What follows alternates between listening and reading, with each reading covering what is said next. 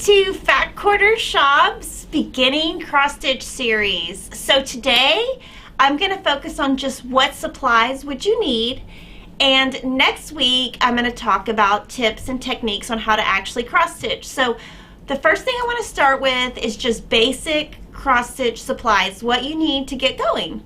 So the first thing would be Aida cloth, would be one of the types of cloths you could use. There are different sizes. So this brand right here is Weigart. It is by Lori Holt. It comes in 3 colors and it's 10 count.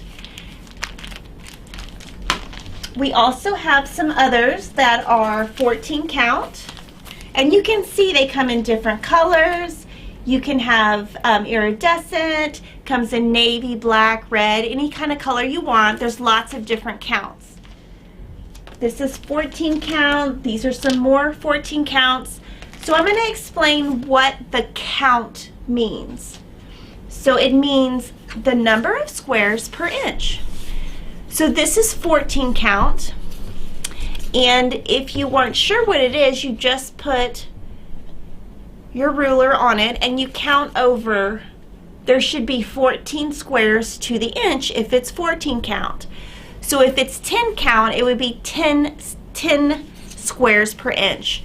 So a 10 count, your stitches would be bigger, and a 14 count, your stitches would be smaller. So if you're a beginner, 10 count is a great place to start. 14 count is the most popular, and if you're more advanced, you can move to 16 or 18 count. Those are more difficult to work with because you've got fewer stitches per inch. So that's a little bit about Aida cloth. It is available in most hobby stores and lots of online shops. So it's very easy to get. There are also cloths that you can stitch over 2. So on Aida, each square is 1 stitch. There are cloths where you can stitch over 2 stitches. The first kind is linen, and this is a 32 count. 32 count would be 16. So it would be the equivalent of 16 Aida. And linen has a different thickness of the thread or the fibers that go each way. It's not exactly even, so some of the threads might be, or fibers might be a little bit thicker one way. It's not going to be a perfect cloth. This is going to be an even weave type of fabric. This is 32 count, so this would be 16 Aida. And this, you can see the fibers are even. They're even on the left, each way, horizontal and vertical. And when you buy these from a cross stitch store, they usually staple the count, the color, and the type, so that if you wanted to get more, you could. Aida usually comes pre-packaged. And a linen or an even weave, they usually sell it by the bolt, so you can say I want this type of size and the store would cut it for you. If you're a beginner, I would recommend starting with an Aida cloth because you're just stitching over 1. The advantage of a linen or an even weave is you get more of, you can get more of an antique feel, you can get hand dyed, you can just get a different type of look. I prefer Aida. You should do whatever works for you. So those are different things about cloth. So again, Aida, the count is the number of stitches per inch. And if you wanted that for linen or even weave, you would just double that because you're stitching over 2. So that's cloth. So let's talk about thread, which I love thread. So the most common type of cross-stitch thread would be DMC. DMC is very inexpensive, it's a very good quality, and you can find it in most craft stores and online and on Etsy. There are 454 colors, so it's got a lot of variety. Each of the threads come 6 strands, and next week I will be telling you more about how you pull the threads apart, how you sew with them, but DMC would be your most common. So if you're a beginner and you're starting out, I would recommend DMC. Another type of thread that is similar to DMC is Cosmo. So it looks very similar. It is made in Japan. It is more expensive, slightly. It's really not that expensive. It is harder to find, has great colors, and I love to work with Cosmo. I think it's beautiful. I think it knots less and is easier to work with than DMC. Now, Aurifloss, I love Aurifloss also. I love all threads. Aurifloss comes on wooden spools. On the end is the number, the color. So one of the advantages of using Aurifloss is when you're done, you have these cute little spools that you can like decorate with or do whatever you want with. So there are also 6 strands. It's slightly thinner than a DMC, and it also has lots of colors. So that is Aurifloss. Another type of thread, if you wanted to get more advanced, so you know, if you're just starting, start with DMC. If you're going to do a little bit advanced, a little bit more, you could try Cosmo or Aurifloss. If you want to get really advanced, you could work with hand-dyed, and I'm going to talk a lot about hand-dyed next week and how you use it. There are a lot of brands. You would find these at a cross-stitch store. They are variegated. They are hand-dyed. So if you look at them, for example, on this one, you're going to see a variegation in color. And when you stitch, you're going to get a variegated look. And what is very popular in cross stitch right now is using hand-dyed threads on top of linen or an even weave. I personally don't use hand-dyed threads at all. I am going to talk about them next week. They are very expensive, and these would be for somebody that's more advanced, and there are specific rules that you would have to use to get the variegated look. It's not as simple as just threading your needle and going. So that is a little bit about threads. So we've talked about cloth, thread. Now we'll talk about needles. Also on the thread, if you were going to stitch on Aida cloth, if you're stitching on 14 count, I would use 2 strands. If you're using 10 count, I would use 4 strands. And if you're using 18 count Aida, I would use 2. Sometimes people use 1. You know, if you're just starting out, I would recommend 2 strands on a 14 count Aida. That is very simple. It's going to work. I would go with that. So let's talk about needles. Tapestry needles are what you would use when you're cross stitching. What a tapestry needle is, it has a bigger eye of the needle, and all of the needles are blunt, so that when you're stitching, you're not going to bleed. They all have a blunt tip. So if you're just starting out cross stitching, search tapestry needles. The 24 and 26 are the most common sizes. So the higher the number of needle, the thinner the needle is. So if you're starting out, I would start with a 24. 24 is what I use a majority of the time. So if you're working with a 14 count, DMC, Aurifloss, Cosmo, just get a size 24. If you're working with Lori Holt's 10 count, which is a bigger, you could use her nifty needles. These are a 20 count, or size 20. If you're going to do something more advanced, like you're going to work with a 32 count linen, you would use a size 28. And you can see these are really tiny. I would say the needle is very important because threading it, making sure that you can get the embroidery floss, since it is thicker than a normal thread, you have to make sure you can get that thread in the needle, and then also making sure it can go through the hole. There are lots of brands of tapestry needles. DMC can be found, DMC needles can be found in any type of cross-stitch store. There are also brands like Tulip that are made in Japan. Bowen needles are my favorite. They're made in France. And Lori Holt has her own needles that go with her thread. So that's a little bit about needles. Let me do that in. So now we'll talk about hoops and what you're going to stitch on. There are different ways that you can stitch your thread. So, some people who have been stitching a long time will just stitch in their hand. They will literally just stitch and keep it in their hand.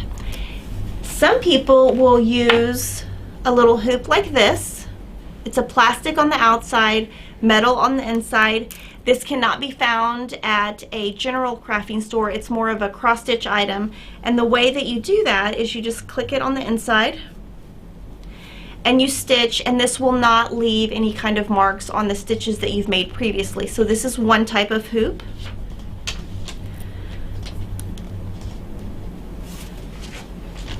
Another type of hoop is a Q-snap. This is personally what I use. The way that it works is it's a PVC pipe product, and you just, I'll take it all the way off and then put it all the way back on so you can see it. But this is what I use 100% of the time. So this is the inside. Comes in lots of sizes, 6x6, 11x11, 11x17, tons of sizes. You can combine the sizes. So like if you have an 11x11 and you want to make it 11x17, you can combine the 11x11 and the 11x17 because the little you can pull them apart. So I put it on this way, and then I will just tighten it by moving it. And I like this because I can hold this in one hand and stitch in the other hand. So this is my favorite. Some people will also use wooden hoops. I prefer, if you were going to do a wooden hoop, I would use this more for decorating, framing your piece, or putting it on the wall. But some people do use this type of hoop for stitching. And this is really something that is personal preference and what works best for you. So now we have talked about all the things that I think are necessary to start cross stitch. Your fabric, your thread, your hoops, and your needles. So now I'm going to take questions because that's really what you need to start. And then we're going to talk about accessories and all the fun things that you can add and make it more fun. But I did want to start with just what is the basics. So what kind of questions do you guys have on just the basic supplies? We have two questions. Beth Deck is asking, is it the Aurifloss wool thread or sewing 50 weight to use for counted cross stitch? So for counted cross stitch, it is Aurifloss. It is an embroidery floss, and it's called Aurifloss. And it is 100% cotton, but it is not 50 weight. 50 weight is what you would use in your sewing machine. That's a single strand 2-ply. And Gabriel Fuentes is asking, for the Count Ada, is it the smaller the number, the bigger the hole in the cloth? Yes. Yes. All right. Those are the two questions we have. Okay, so now we'll just move to fun accessories. So for thread, of course, since I love thread, there are lots of ways to stitch and store your thread. So I'm going to show you what I do. This is free. This doesn't cost anything. This is what I do. This is literally the bag I sew in. The needle I use, I just throw it in the bag. And when I'm done, like I've pulled this off and I've got some leftover thread, I literally just kind of do this, make a little loop and loop it in. So as I'm doing a project, this is how I store my thread. It's free. It does get messy a little bit. So if you want to do something cuter, you could have little wooden spools that you just get at the hobby store, and you could put wrap them on that and then put your number here. There are wooden and plastic bobbins that are made by DMC and some different companies that you can put your thread on. That's another way. You can use these are cardboard floss holders by Lucien, a Cosmo, and they're meant to go with the Cosmo thread. So and they have like a little piece that you can like put it when you're done. So that's the way you could store your thread. And we have something super cute and new. These are floss flowers. These are going to be available at Fat Quarter Shop any day. So they come in lots of colors. Of course, they're designed by Lori Holt. And you can put them on 2 different ways. And we also have a beekeeper where if you wanted to do your entire project, you could put it on here, and then we've got stickers that you can add so that you can keep track of your colors. You could also, with your wooden or plastic bobbins, you could put all of your threads on like a metal hoop. And you could do the same thing with the floss flowers. If you put them this way, you could put the little metal hook in and keep them that way. So again, that's all just personal preference, however you want to do that. This is a needle minder. Some people use these. What it looks like is they're very strong magnets, I will say that. It's like a magnet and then a really strong magnet on the back. And what you would do is you would put it wherever you want on your piece, and it would always be there. And so when you're changing thread, you would just leave your needle on there and it stays. It's very strong. This is kind of a new thing in the cross stitch world. Etsy has a ton of these, lots of cute stuff. Masking tape. On the edge of my projects, I use masking tape. Sometimes it is hard to find cute masking tape, so my hint to you is Target has the cutest masking tape. It is not available at Lowe's or Home Depot. Ask me how I know. So I get mine at Target. These I use all the time. These are needle storage tubes. I'll show you how they work in my nifty little bag. These are needles that I have put in there, and there's a magnet that goes up and down and it keeps it in there. And I have all 3 colors in here, and I just keep the different sizes. So I just keep some of my smaller needles in one, bigger needles in another, and they're in here. The scissors that I use are, of course, my yellow OmniGrid scissors. I use them for everything. So this is my current project that I have going on in here. Highlighter tape. We can talk more about this next week also. So when you're reading, because we're going to go over reading a cross stitch pattern, if you're doing a cross stitch pattern like this, you might not use highlighter tape because we have put colored symbols on here, so you don't really need it. But if you're working with something that might be black and white, like this, you might get lost on your pattern. So some people will just use a regular highlighter and highlight the sections that they are done with. But if you don't want to risk getting the highlighter on your fabric or anything, you could use highlighter tape. And this, you would just basically cover up the section that you have done. So that's like an option. That's an accessory that some people use. I don't use it. So just for scissors, I use OmniGrid embroidery. You will want, when you're cutting your threads, something sharp, because at the end, if you're trying to get your thread and your needle, you don't want it to be like ravelly. I use these type of scissors if I'm going to cut my cloth down. And if you don't want to use masking tape, you could use pinking shears. I couldn't think of the name of them. And then this will keep your Aida from raveling as much. So those are just a couple of things. I use this product. I don't know the exact name of it, but there are lots of things like this. I use this in my bed. So this moves and this moves. So I'll show you how I do it. It will work on any frame up to a size 13. So it would work in an embroidery hoop, like the wooden hoop, or the Q-snaps. So you just tighten it down. Of course, it's not going to work when I'm on camera. You have to really get it in there. So you just get it in there the way you want it, and then you can also adjust this part where you want it. So this is something that I like to use in my bed.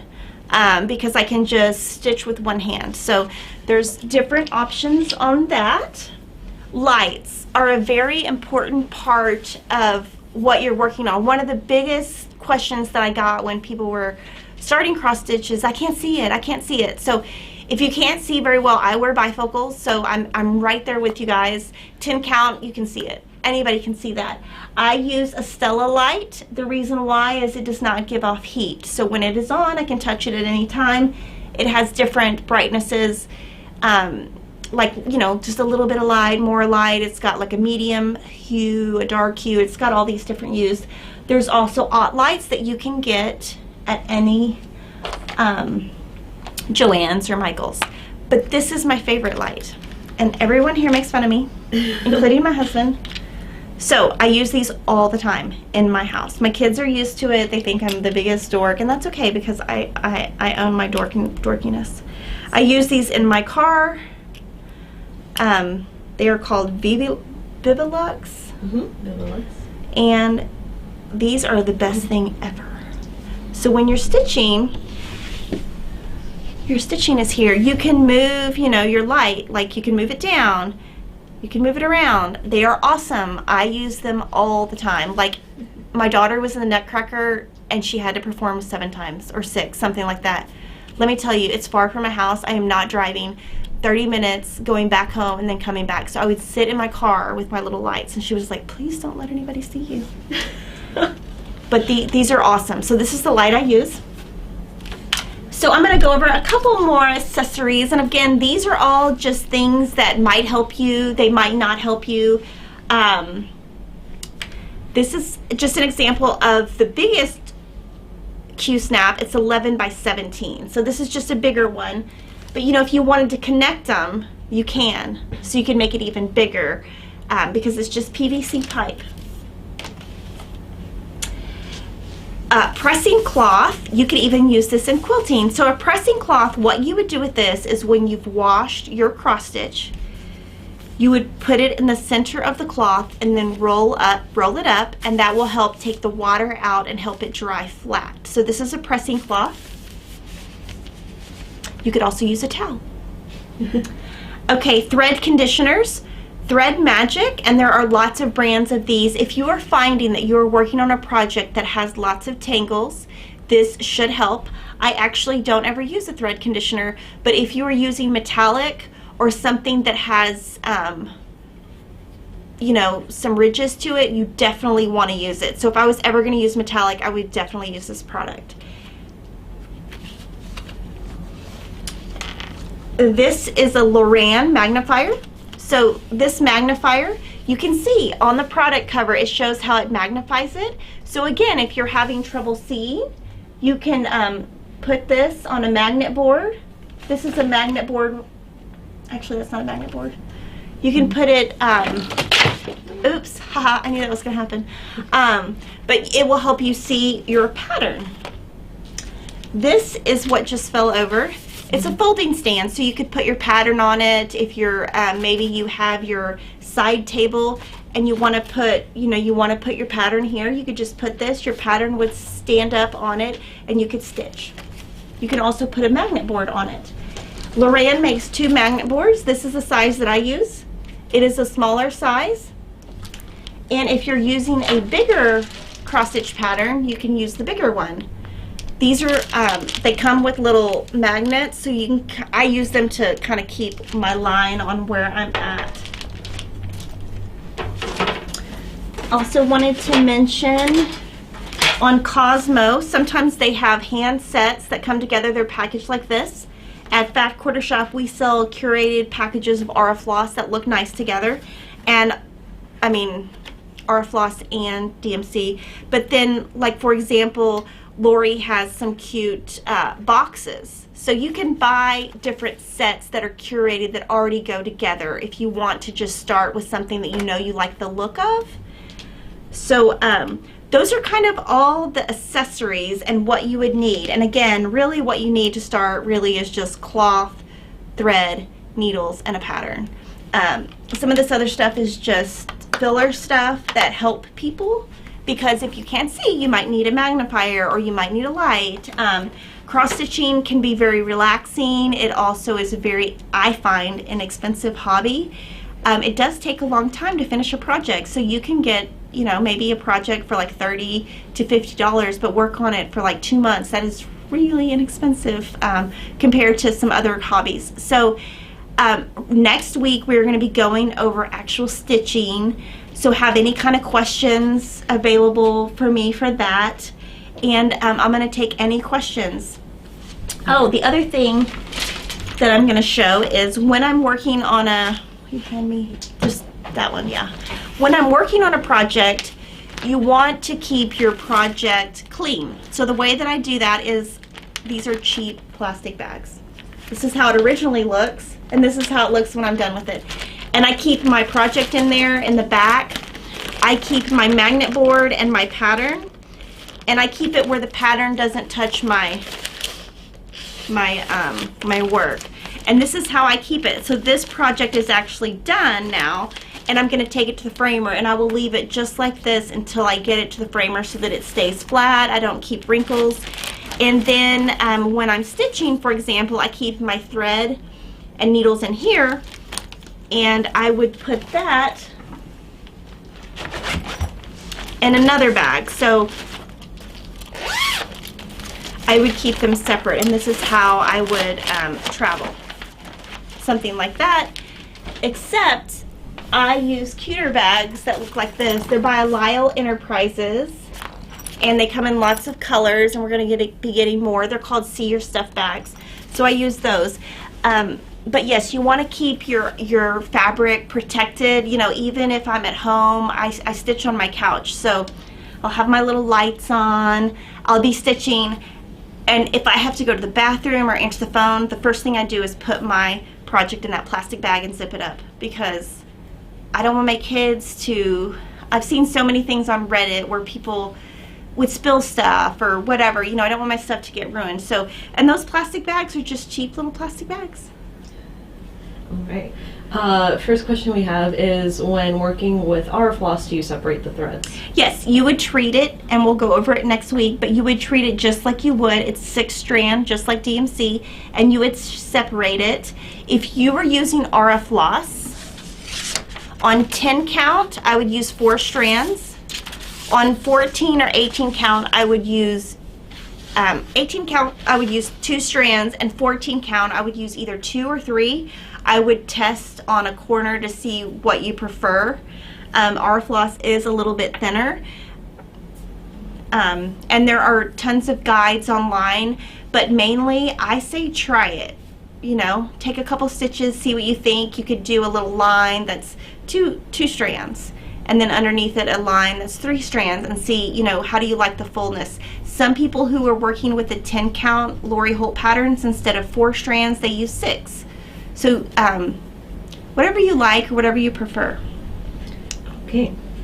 And Carol Markham says 10 count Ada seems to be new and not so easy to come by. Will 11 count work with Lori Holt's patterns? It will.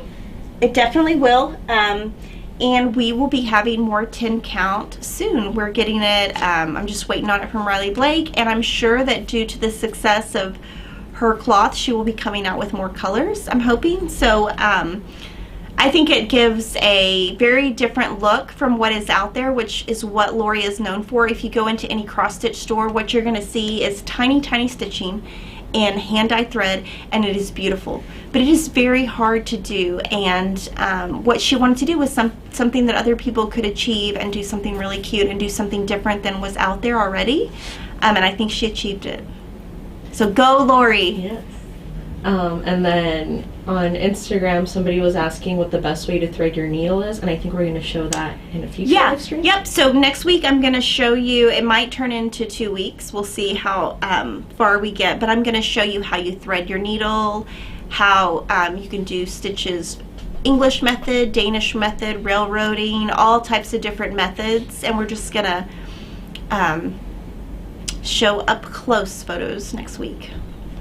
Alright, and then Holly O'Brien was asking, is there a floss conversion chart so I could use any manufacturer? There is. So all you have to do is Google. If you want to see the DMC conversion to Aurifloss or vice versa, you just search DMC convert color to Aurifloss. Not all of the Aurifil colors are on the chart, and not all of the Cosmo colors are on the chart because they have just added new ones. So when we were converting things, we did have some difficulty, but in general, most of them will be there, not all. All right, and then Laura Buckle says, uh-oh, I've never washed cross stitch. Am I supposed to? So I personally do not wash cross stitch when I'm done. But if you want to, what you do is we can do a video on that so that I can get some expert advice before I tell you exactly what to do. I will say if you're working with a hand-dyed fabric, you can buy hand-dyed fabric from Picture This Plus or places like that, and that comes hand-dyed. And if you're using a hand-dyed cloth or hand-dyed thread, you would not want to wash your project at the end because those threads or fibers could bleed. But you can wash and iron. I always iron before I start. I will iron my Aida cloth before I start and then after, but I won't iron on top of my stitches. But that would be a great video to do where I could get some expert help before I give too much advice. But personally, for example, this project, this will not be washed. And I tend to do very easy projects, things that I'm able to start and finish.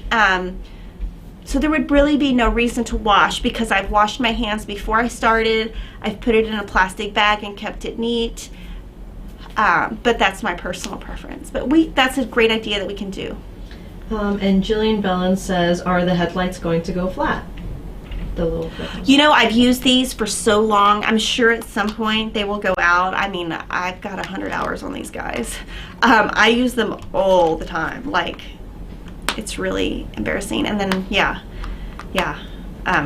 I'm sure they will eventually, but they're very bright and I've had success with them. I'm sure they will go out though. I mean, I don't believe there's a place to replace the battery or anything, so I guess if they ran out you just have to buy new ones.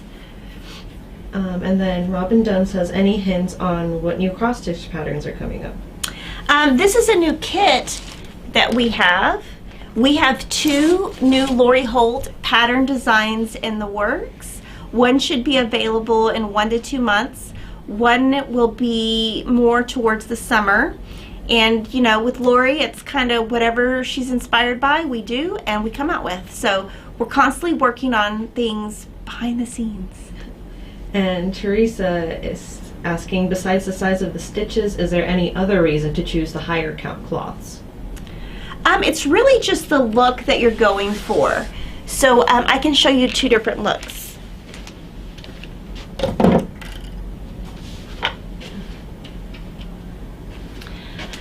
If you go into any cross-stitch store, you're gonna see stuff that is very intricate that is pieced on a cloth like this, because Cheryl from customer service brought this in.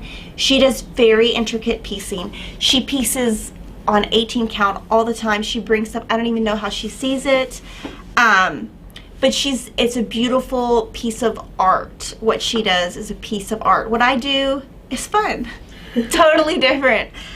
This would be 14 count. And so you can see it's got a little bit more detail. The stitches are smaller. And this is 10 count. So on a 10 count, you would have fewer stitches to make the design. And it would be quicker because you've got fewer stitches. But you can just see kind of maybe left to right. This is 10 count. This is 14 count. Mm-hmm. And just imagine if you did 16 count or 18 count. I mean, your stitches just get smaller. So it just really depends on the look you're going for. If you want something fun, especially if you want to do something that's a gift, I would do it on 10 count because it's quick, it's easy. If it gets messed up, you're not going to cry too much. I'm not going to gift a 32 count. Well, first of all, I couldn't do a 32 count. Let's just be honest. Or 16 or 18. I couldn't even do that. But 10 count, you can do something cute like a little top of a mug, or you can just do little framed stuff. It's cute, it's funner, it's more of a cute thing. Yes. Let's see. People were asking, where did you get the Be Joyful pattern from? So we sell this at Fat Quarter Shop, and we have a quilt kit. So what we did with this, because at Fat Quarter Shop I never like to do things the same, we used Cosmo because I want people to try Cosmo just to see the difference. And we put, Denise and I picked these colors. So if you buy the pattern, it's by Country Cottage Needleworks.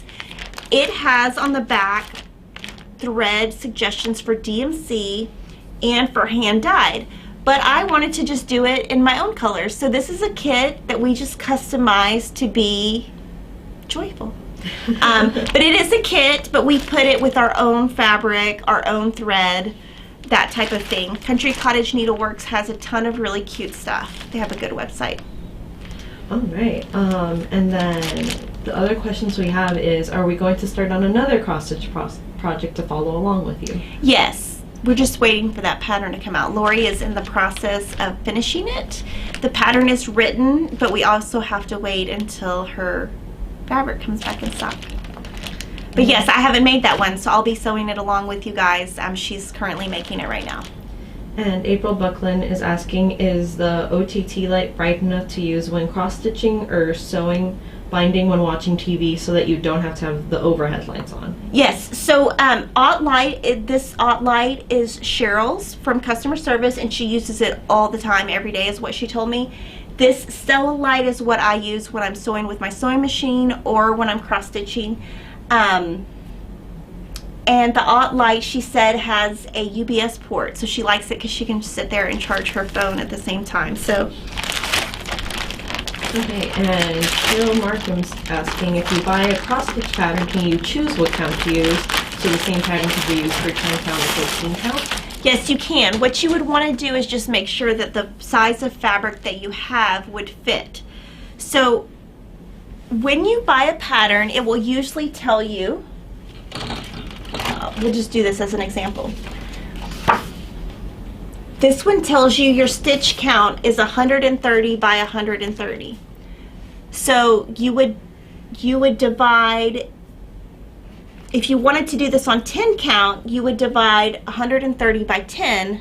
That would give you 13. So this, if you put this on 10 count, would be 13 inches by 13 inches. If you wanted to put this on 14 count, you would take 130 divided by 14. What is that, Denise? 130 divided by 14. 130 divided by 14. I think it's about 9. 9. So then that would be 9 by 9. If you wanted to make it 16 count, you would take 130 divided by 16. That's 8. And that would be 8 inches. And then you would want enough fabric to go around that, maybe 2 to 4 inches around. So you just basically, it's the same thing with quilting that I do with cross stitch. I like to customize things. I like to make things fun. I like to do it my way. So you can do that too. You can get any pattern. You can pick any thread, just like we did. It took 5 minutes to pick thread. We just picked thread we liked. We picked cloth we liked. And you can just convert by dividing the number of stitches by the Aida stitch count. All right, and then Linda Figatola says, do you date and put your name on your work? I don't. You should. On the back is where I would do it. I never do it though. But yeah, you should. If I was going to do it, I would do it on the back. A lot of people will put their signature, like their first and last initial and the year, on the very bottom right. That is what most people do. I just don't. But you should. And then we've had lots of people asking if you would consider making a beginner's kit of cross stitch. Sure, I think we kind of have one.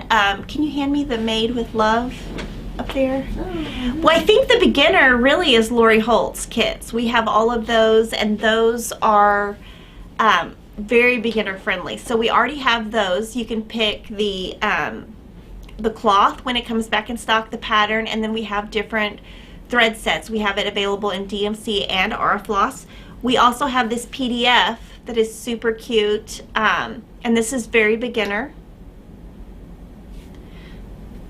But yeah, I think really what we are focusing on is beginner. This is beginner.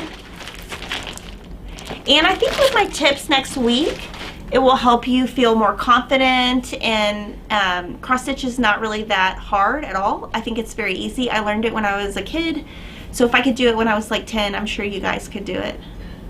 And then just a funny comment from Rach, one of our YouTube members. She says, I have to wear a magnifying lighted head visor when I cross stitch. I look like a coal miner. Yeah, and I think it's okay, like, do whatever works. Okay. You should put a picture of that though on Stitch Squad. Yes, you should share that.